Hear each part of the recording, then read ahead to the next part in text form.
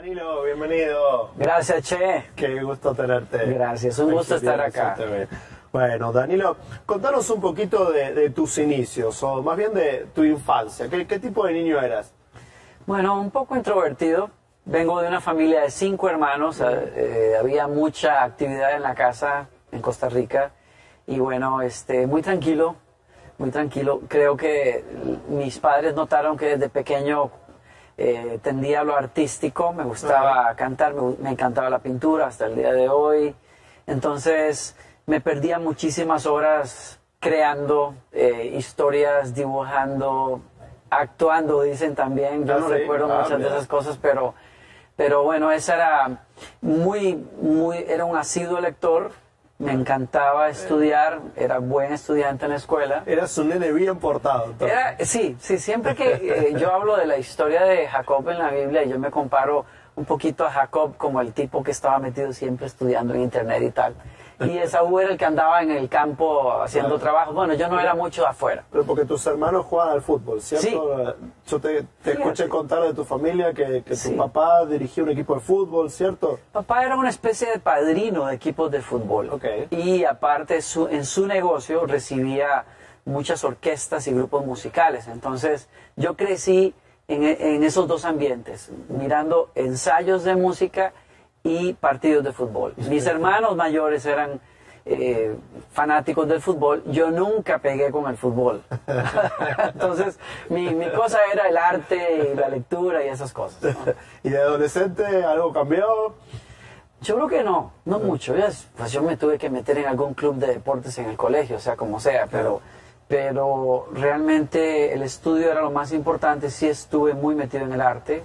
Llevé por muchos años clases de pintura y bueno.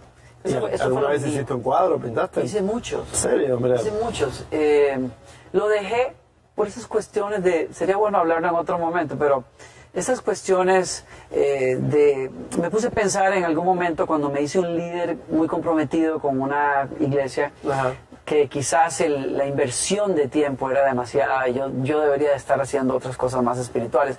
Y entonces guardé todo eso por muchos años.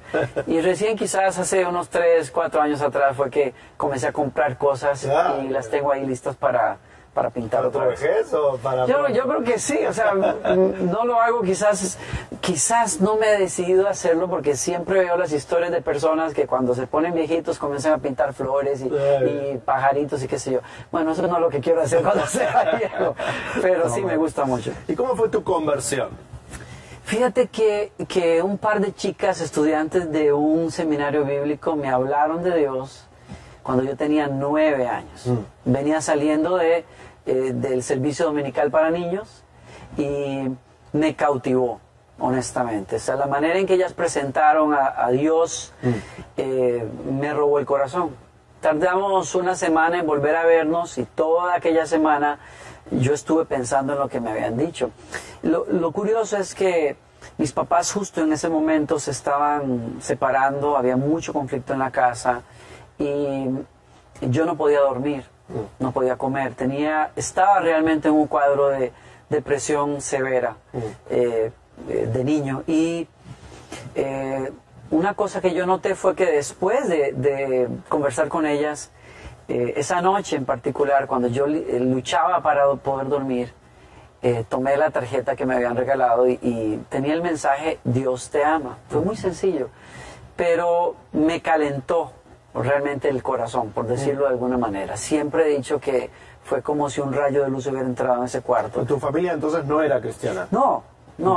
Pues íbamos a la iglesia todos, pero no teníamos una relación con Dios viva, transformadora. Y fue el segundo domingo que me encontré con ellas, que me hinqué ahí en el parque y recibí a Jesús en mi corazón. Mi hermana tenía 6 años, hizo lo mismo. Y mamá un par de horas después. Entonces comenzamos un peregrinar hacia la fe diferente. La Biblia vino a ser una parte fundamental de nuestras vidas y eventualmente, cuando llegamos a una comunidad cristiana, pues bueno, enseñar, aprender la Biblia, aplicarla, enseñarla, ya fue una parte esencial de la vida. Mencionaste a tu hermanita y a tu mamá. ¿El resto de la familia vino después rápido? ¿Ocurrió en un proceso? Hay un proceso detrás. Mis hermanos se tomaron 2, 3 años, ya eran adolescentes, y papá muchos años después, muchísimos años después. Y Danilo, ¿cómo surgió tu vocación? ¿Cómo descubriste ser un líder de alabanza y oración? ¿Cómo sucede eso? Hay una experiencia con Dios muy intensa a los 18, 19 años. Tengo una crisis de fe, me voy de la iglesia después de ser un líder y me encuentro con Dios de una manera quizás no convencional.